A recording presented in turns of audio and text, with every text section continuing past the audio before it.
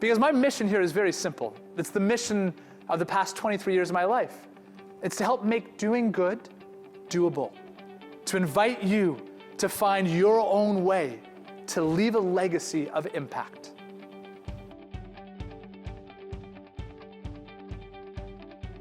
I want to share with you a story that starts more than 20 years ago when I was a kid inspired to fight against child labor, and that carried me from the suburbs via Oprah's couch and 60 Minutes around the world in 45 countries where we built over 1,000 schools and helped over 1 million people lift themselves out of poverty.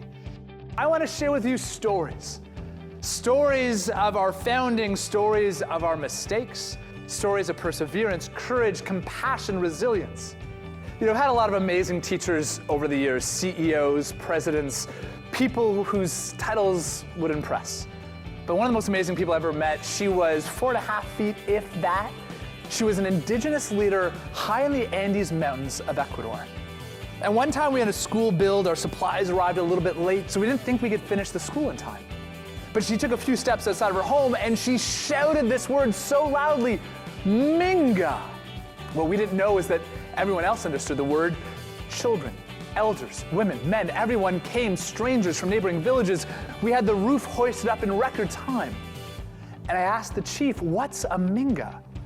And she explains that in her culture, it pulls everyone together. Everyone stops whatever they're doing for individual gain and they come together for the collective good. And then she turned to me and said, what's the word in English? I shrugged my shoulders. I didn't know. You know, she taught me a lesson that day. I used to think that because we were part of a community, we help each other. But she taught me, because we help each other, we become a community.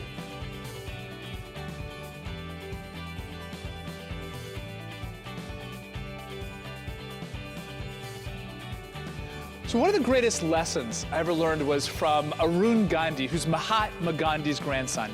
And he asked his grandfather, how do you know that we're going to win against the British? So Gandhi turned to his grandson and handed him one of his school pencils. And he said, can you break that pencil? Gandhi smiled and handed 2 pencils. I think that we could add a few more, and then a few more. You gotta give it a go? Okay, you gotta cheer on, let's hear this.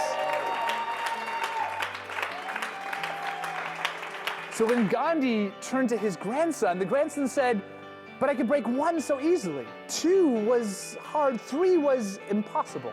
Because when they're together, they're unbreakable. It's the lesson in any company, any movement, any family. When we come together, we are unbreakable. And I hope that in these stories, you'll find your own embers of inspiration to live your life of impact. So in the time that I have with you today, I hope to convince you that we can all make doing good doable.